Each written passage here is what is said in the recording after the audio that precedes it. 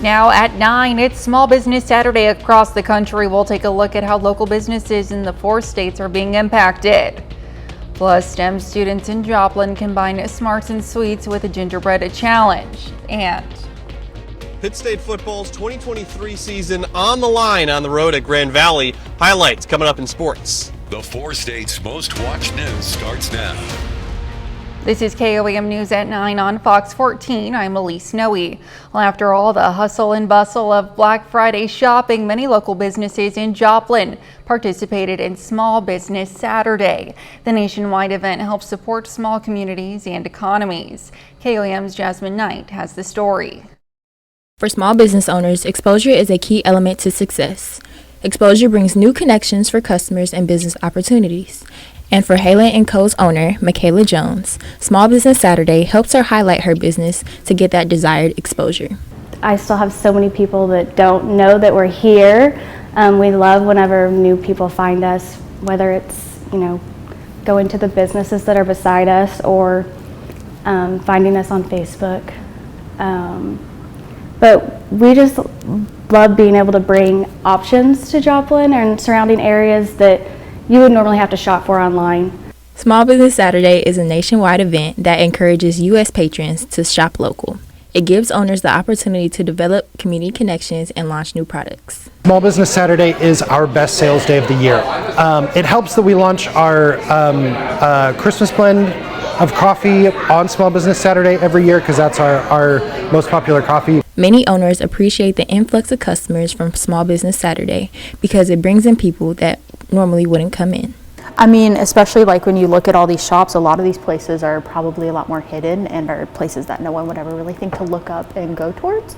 So it really benefits people being like, seeing a business name and saying, hey, I would love to maybe check that place out, see if they have anything. Joplin Small Business Saturday will feature 24 different small businesses. Patrons across the area will also get a chance to enter in a raffle to win free products and gift cards from participating businesses. Reporting in Joplin, Jasmine Knight, KOAM News. A total of 5 goodie bags will be prepared for the raffle. Each bag is worth hundreds of dollars. The drawing will take place on November 28th. Meteorologist Katie Frazier joins us with the first look at weather. Happy Saturday. Rainstorm and snowstorm moving into our area right now as we speak. That could lead to a possible dusting for many of us tomorrow morning. Winds will be a factor tomorrow, making wind chill temperatures on the cold side, and we will also be drier for your Sunday. So a little bit of good news in the forecast if you're not a big fan of the rain. Here's a look at that storm system moving into our area, and it is getting closer and closer to the city of Joplin. Right now, still dry for those of you folks in Joplin, but folks like in Miami, Nevada, Pittsburgh, Independence have been experiencing some rain for a while now. Snow is behind it. You could expect snow for you folks right now in Burlington, Eureka, Yates Center. All of this will continue to move across the region. I'll have the timing for you coming up in just a few minutes here. All right, thanks, Katie. Pittsburgh residents today were able to get a head start on Christmas shopping at the Holiday Art Market. The market was hosted by the Pittsburgh Art Council and it featured art from 15 local artists. Shoppers were also able to warm up with some hot chocolate and desserts. It's important to shop local because your money stays local, and it's important to support local businesses because they're supporting their families. This is their livelihood. Today was the second annual Holiday Market. The Creative Learning Alliance held a gingerbread STEM event. Their goal was to use aspects of science, technology, engineering, and math to create the best gingerbread house. The children also had to solve strategic riddles to release their gingerbread man from the lockbox. I am looking forward to seeing what the kids come up with. That is the best part. Not just what the kids come up with, but those moments when the light bulbs come on and they think of something and then they figure out how to make it happen. That's what we're really doing here. Well, and those STEM careers are going to be needed according to the Bureau of Labor Statistics. Between now and 2028, there will be a 9% increase in STEM and STEM-related occupations. The Joplin Historical Society and Joplin History and Mineral Museum will also be hosting a gingerbread house contest this holiday season. The contest consists of 4 categories: children 10 and under, children 11 through 17, adults, and professionals. All of the gingerbread houses must be brought to the museum from noon on December 2nd until 5 p.m. on December 8th. Winners will be announced on December 9th. Pitt State season is on the line as the Gorillas take on Grand Valley State. We go to John Dales in Michigan with more. Hey, thanks, Elise. The game just wrapped up a couple hours ago right here at Lubbers Stadium on the campus of Grand Valley State University.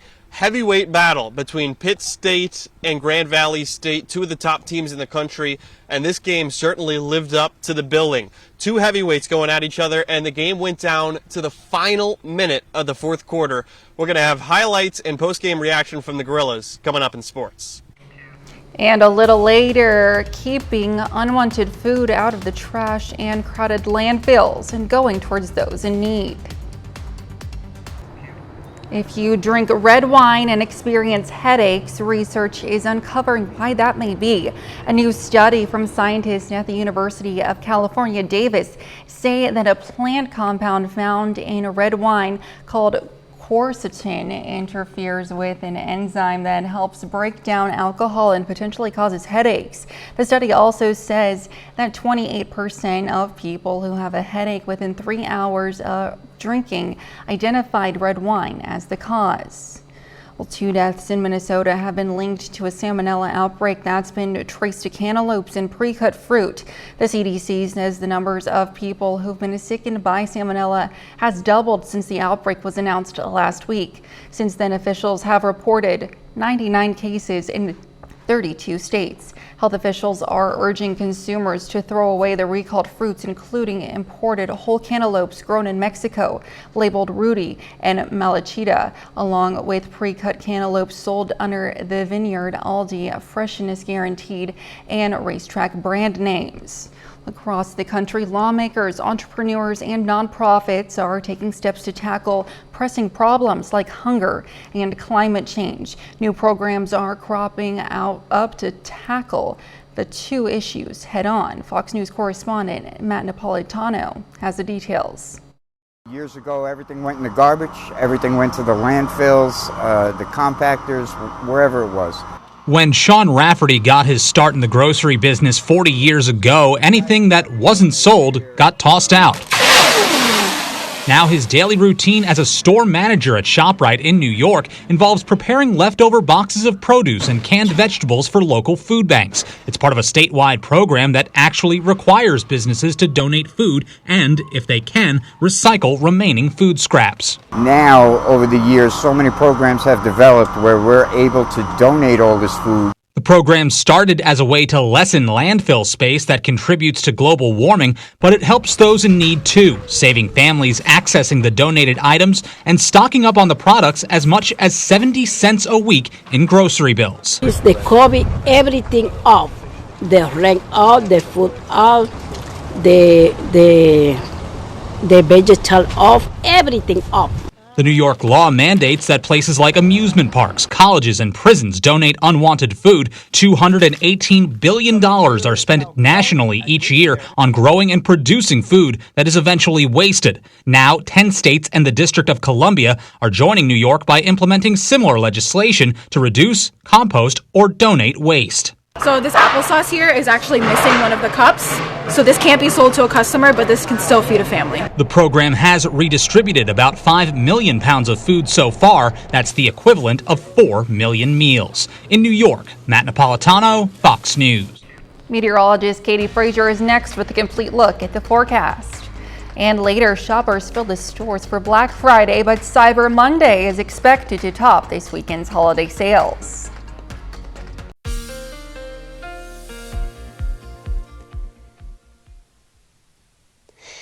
Happy Saturday, everyone. Here's a look at our Indigo Sky Casino and Resort camera, and it is still dry, as you can see. We're not seeing any precipitation there as of right now, but I do expect the entire region to get a little bit wet over the coming hours. Here's a look at our radar right now, and you can see there's plenty of rain heading towards our direction, as well as Joplin, Pittsburgh, Nevada. You are all expected to get rain in the next couple hours. We are seeing snow out to the northwest parts of our region. Burlington, Garnett, Yates Center, Eureka have been experiencing snow over the past several hours. Let's time out the rest of your night for you into the next couple days as well. By 11 o'clock tonight, we can expect most of the region to be seeing rain from Neosho, Joplin, Lamar, Nevada, all the way down to Nowata. Now, behind the rain is going to be snow. I'm not expecting a lot of accumulation, but I do expect at least a couple flurries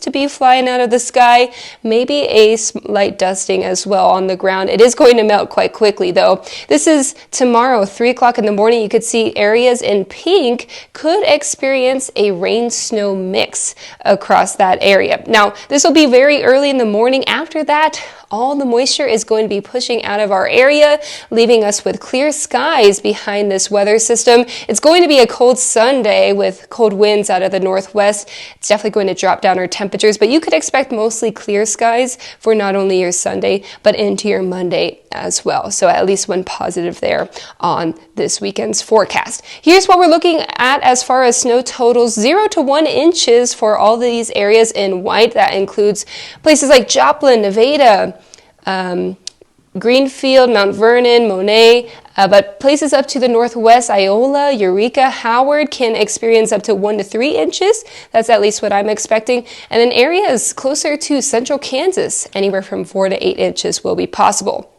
Winds will also be a factor. We're going to see those wind gusts up to about 20-25 miles per hour throughout the overnight hours, even into the morning hours. That is going to make our feels like temperatures in the 20s all day long. These winds are going to die down until later on your Sunday evening. Once they die down, we can expect those temperatures to at least feel a little bit warmer than what the actual feels like temperature will be all day long tomorrow. So this is tonight. Temperatures feeling like the upper 20s, low 30s. Overnight tonight, though, they're going to be dropping down to the mid 20s. It'll be like that tomorrow throughout the day due to those winds. Yosemite forecast for Joplin looks like this, with a rain-snow mix tomorrow morning. We'll clear out from there. Temperatures will warm back up into the 50s, and then for looking towards the weekend, we'll be back into the 60s by next week, Monday and Tuesday. Most of us are familiar with Black Friday and Cyber Monday, but a new up-and-coming shopping holiday could save you hundreds in travel. We'll take a look coming up. Retailers welcome Black Friday's traditional start of holiday sales, but might be anticipating Cyber Monday even more. Adobe Analytics is forecasting $12 billion in revenue for the upcoming online shopping-focused day. That's predicted to outpace Black Friday spending. Cyber Week, which also includes Thanksgiving and Black Friday, is expected to generate more than $37 billion in online sales. That would mark a 5.5% increase for the same week last year. Report says Travel Tuesday is the new follow-up to Black Friday and Cyber Monday. The travel deals now extending days after Thanksgiving. Royal Caribbean is giving an extra $750 off on top of 30% discounts if customers book before the end of the day, Tuesday, November 28th. Other companies like Frontier Airlines are offering an all-you-can-fly pass for less than $500. Travel experts say to take advantage of the timing. Bookings are typically low the week after Thanksgiving, since many aren't planning a new trip right after the holiday. A jeweler in Minnesota is not only making beautiful pieces for others, but helping change the lives of women who have dealt with domestic violence. Fox's Mary McGuire takes us to meet her. They're a rose-colored heliotrope, and I think they're lovely. Named in honor of her grandmother, Cosette Designs is Meg Smith's love letter to a bygone era. These are very old. They're from the turn of the century. Each piece is handcrafted by Smith in her Minneapolis studio using vintage and antique Swarovski crystals and German and Japanese glass. What's fun about it is that I can kind of pull up these old gems from years and years ago and make something special and new out of them. But behind these beautiful baubles lies a painful past. Smith escaped domestic violence with her 3 young children, staying in shelters and motels as they made their way back to her home state years ago. Initially, she made jewelry as an outlet, but after selling to a handful of consignment shops, Cosette Designs was off and running. It's something kind of kept my sanity and kept me going through all the hard times. Her jewelry is now sold in 9 different states, including at more than 20 locations here in Minnesota. She's also introducing a line of tea towels with prints of her original artwork. But Smith hasn't forgotten what it took to get here. She donates a percentage of sales to Women's Advocates, the first domestic violence shelter in the nation, located in St. Paul. We had so many people help us along the way because I had children, and it was excruciatingly hard, painful, traumatic. And it was important for me to give back in some way to the community once I landed on my feet. Smith knows how critical shelters are for those trying to escape a dangerous situation, and hopes her story and her jewelry can help shine a light on the silent epidemic of domestic violence. Scientists make a new mysterious discovery. Up next. Scientists have detected the second most powerful cosmic ray ever observed. Cosmic rays are charged particles that travel through space and rain down on Earth constantly. But scientists say extremely high energy ones are exceptional. The newly discovered particle was detected by a cosmic ray observatory in Utah's West Desert in May 2021. The scientists named it Amaterasu particle after the sun goddess in Japanese mythology. According to the study authors, the cosmic ray carried the energy of about 244 quintillion electron volts. 30 more minutes of news, weather, and sports coming your way. Coming up, Congress is tackling high ticket prices to try and win over frustrated fans. Today, Red Cross vehicles transporting the second round of freed hostages could be seen making their way across the Rafah border crossing late this evening. The Israeli military says Red Cross representatives brought the released hostages to Egypt. From there, they were scheduled to be taken to Israel. The release was delayed by several hours after Hamas accused Israel of violating the terms of a ceasefire agreement. That led to a tense standoff, but international mediation efforts brought about the hostages' release. As part of the deal, Israel agreed to free 39 Palestinians. A total of 50 hostages and 150 Palestinian prisoners were expected to be released during the 4-day ceasefire. President Biden says he's hoping to see more hostages freed soon. The president was walking to St. Mary's Catholic Church with his granddaughter in Nantucket when he paused to answer a reporter's question on the release of the second group of hostages during the 4-day ceasefire truce with Israel. A reporter asked the president when the hostages will be released, to which the president said, quote, "I'm hopeful you'll see something soon," end quote. The first group of hostages was released on Friday. Trucks carrying humanitarian aid and fuel crossed into Gaza from Egypt today, the second day of the Israel-Hamas ceasefire in Khan Yunis. A long line of people with gasoline cans and other containers waited outside a filling station, hoping to get some fuel. For the first time in over a month, aid has been also reaching northern Gaza, which has been the main target of Israel's ground offensive. The Palestinian Red Crescent says on a Saturday today, 61 trucks carrying food, water, and medical supplies made their way to northern Gaza, the largest aid convoy to reach the area since the start of the war 7 weeks ago.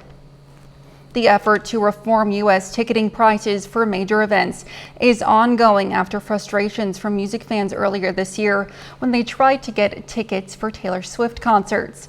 Congress has now decided to get involved. Fox News' Griff Jenkins reports. Welcome to the Eras Tour. High prices, long lines, and hours of waiting, just to be told, sorry, these tickets are no longer available. It's a maddening reality many fans know all too well. But now, perhaps karma is coming to Capitol Hill. The chairman of the Senate Subcommittee on Investigations, Richard Blumenthal, issuing a subpoena to Live Nation and Ticketmaster this week, demanding that companies release their ticket pricing, fees, and resale practices. People deserve better, and they deserve to know whether these predatory practices are the result of monopolistic misuse of power. The subpoena comes after a months-long Senate inquiry. Following the disastrous rollout of Taylor Swift's summer tour tickets, which saw sales suspended at one point. We need to make sure we have competition to bring prices down and bring innovation in and stop the fiascos. Today, Live Nation doesn't just dominate the ticketing. It's about 70% of the big concert market.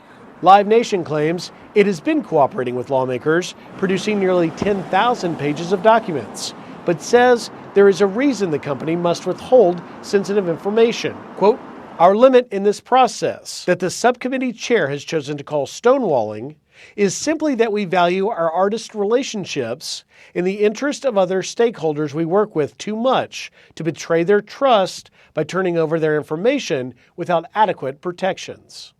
Chairman Blumenthal says he hopes Live Nation, the parent company of Ticketmaster, will change its mind and fully cooperate in, quote, "the very near future," and he is calling on the Department of Justice to reconsider the merger of the two companies that took place 13 years ago. In Washington, Griff Jenkins, Fox News. Still ahead, new Christmas video games are here to get you in the holiday spirit. We'll take a look at what games you'll want to add to your Christmas list.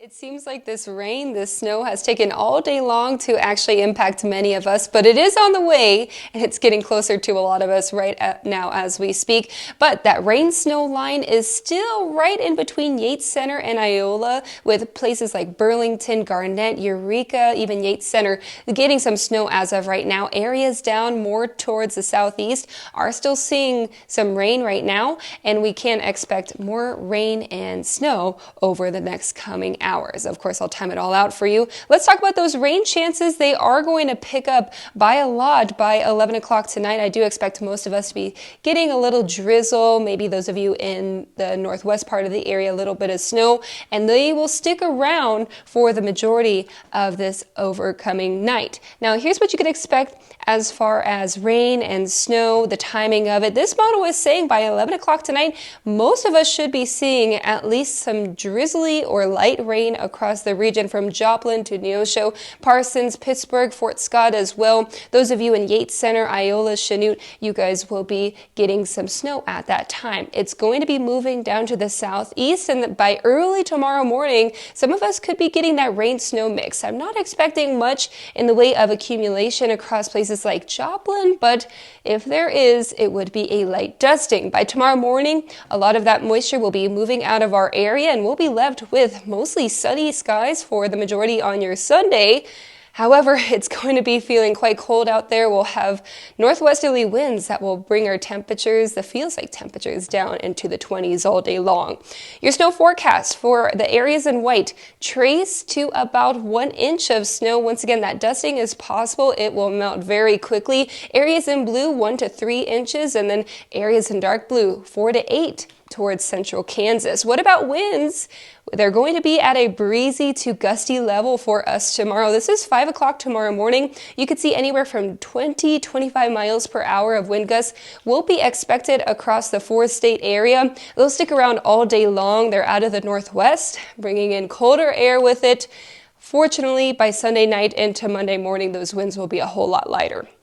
With that said, wind chill temperatures will feel like in the mid-20s all day long tomorrow. Even though our forecast high is in the low 40s, temperatures will be on a slow increase over the next coming days. And then by Tuesday and Wednesday of this upcoming week, we'll return to more average temperatures. Thursday, Friday, we'll have another chance of rain. By the next weekend, temperatures a little bit warmer. And then look at that, Monday and Tuesday, 2 weeks from now, we're looking at temperatures back in the low 60s. Make sure you're bundled up tomorrow. You're definitely going to need it. Coming up in sports, 3 local high school football teams look to punch their ticket to the state championship game. And the Pitt State Gorillas are looking to advance to the Division II playoffs. Highlights and more from the game next in sports. The Pittsburgh State Gorillas are back in the NCAA Division II playoffs. Now, Pitt State was in this same spot exactly a year ago, but this year the Gorillas look to win a road playoff game for the first time since 2005. Pitt State on the road at Grand Valley State. Winner moves on to the quarterfinals of the D2 playoffs. First quarter now, Gorillas strike first. Running back Antoine Squire powers it in from 1 yard out, 7-0 Pitt State. After a Chad Dotson interception, the Lakers respond with a touchdown of their own. That one gets into the end zone. We're now tied up 7-7. Later in the second quarter, Ty Pennington looking to throw, but the pass is intercepted there. Second pick of the first half for PSU. Halftime score is now tied 14-14. So in the third quarter now, Pennington fumbles the football.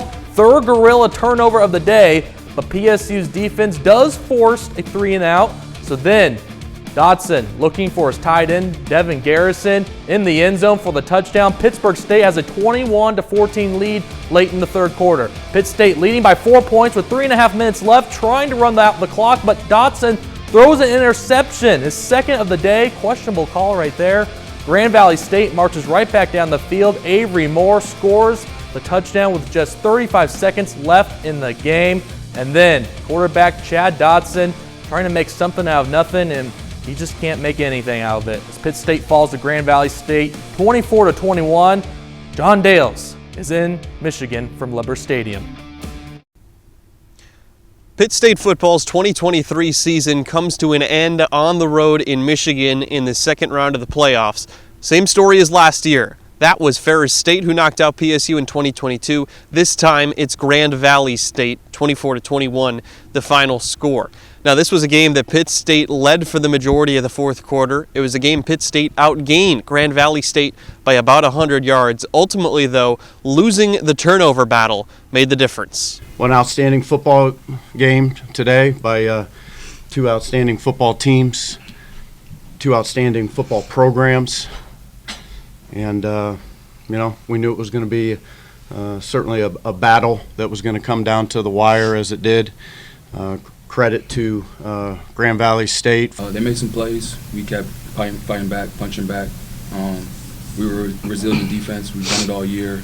And sometimes, it doesn't go your way. And today it didn't. But I know if we had another opportunity to step back on that field, we make another stop, we do what we need to do to have our team, go for another week. Grand Valley State is on to the next round of the playoffs, where it will face the 1 seed in the region. That's Harding. Meanwhile, Pitt State looks ahead to 2024. Well, reporting from Lubbers Stadium on the campus of Grand Valley State University, I'm John Dales, KOAM TV. Well, we still have 3 of our local high school football programs in the state of Missouri in the playoffs. Lamar, Seneca, and Webb City are all each 1 win away from reaching a state title game appearance. We start things with Webb City. The Cardinals looking to make a state title under first-year head coach Ryan McFarland. Meanwhile, Republic looking for their first ever state title game appearance. First drive of the game, Republic punches it in for the short score. Tigers lead 7-0. Cardinals looking to respond. Quarterback Gabe Johnson rolls out, and he chucks it up to Jackson Lucas, who has no one near him. Lucas takes it all the way for the score, 7-6. Tigers still lead after a missed PAT. That would come back to be huge later in the game. Webb City back on the offensive end. Second quarter, Amari Jackson punches it in for 6. Webb City now leads 12-7. Republic looks to respond, and Wyatt Woods connects with his receiver, James Rexrow, and he takes it all the way to the house. Tigers take a 14-12 lead into halftime. Second half now, Gabe Johnson with the QB keeper, and no one is there to touch him. He's been doing that all year long. Takes it up the middle for 63 yards for the touchdown. To the fourth quarter now, Republic leads 21-20 with less than 3 minutes left. Webb City was driving, but Gabe Johnson gets taken down, and Republic actually picks up a wild interception in that process. That seals the game. Republic beats Webb City 21-20, and the Cardinals season comes to an end, and the Republic Tigers make their first ever state title game appearance. Seneca at home in the Valley facing St. Pius X in the Class 3 state semifinals. In the first quarter, it's 3-0 Pius. The quarterback Gavin Hoover looking to throw. and he connects to his big tight end, Hagen Ginger, stiff arms his way to the end zone, and he is in for the touchdown.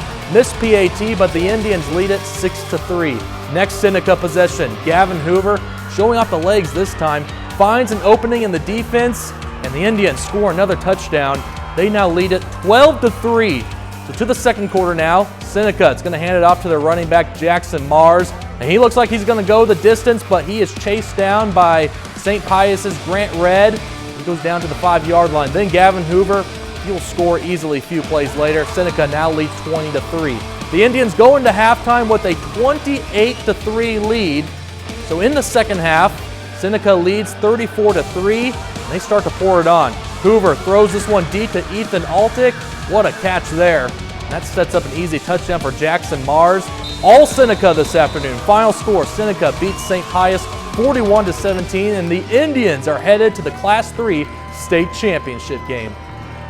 Yeah, it's huge. We've been I've been here 3 years. In that first group, we played in the quarterfinal game, and last year we made it to a semifinal game, and that was our mission this year, is take it one step farther, and we did it, and our community supports us like no other, and I'm just happy for everybody to be involved in it. Over to Lamar for the Missouri Class 2 state semifinals. The Tigers take on the Bowling Green Bobcats. Lamar got an early start in this one as Chase Query takes the jet sweep, finds an opening there, and he will go all the way in for the touchdown. The Tigers take an early 7-0 lead.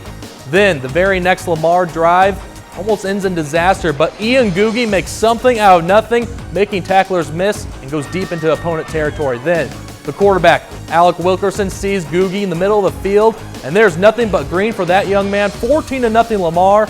Then the Tigers are on the move again as Wilkerson takes it into the pylon. He is in for the touchdown. It's now 21-0 Tigers. Next Lamar possession, Wilkerson hits who else but Ian Googie. He's brought down inside the 10-yard line. Now on the other sideline, the Bobcats, well, they're coming out swinging as well as Blaine Bryant takes it up the sideline, almost gets caught, but he is in for the touchdown. And then later on, for the 2-point conversion, Jace Eskew hits the tight window to Aiden Grote, and they got it. It's now 27-8 Lamar. They still lead it.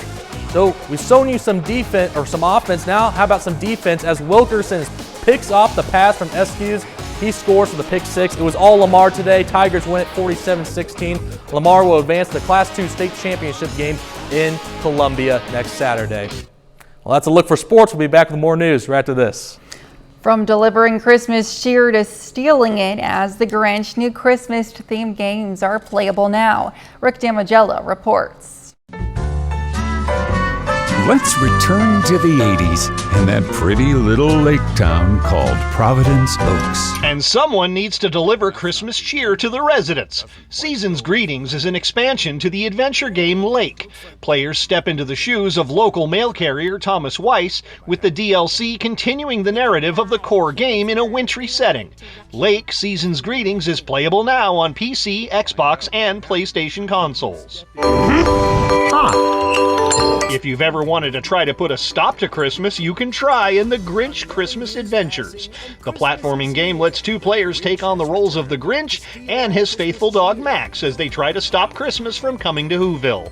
The game is playable on PC, PlayStation, Xbox, and Nintendo consoles. Welcome all to the annual Wham Wham the Snowman Man Snowman Building Festival. Try saying that 3 times fast. Everybody Wham Wham isn't a new release, but the well-received PC and Mac game lets players take part in snowman building without the need to bundle up or even go outside.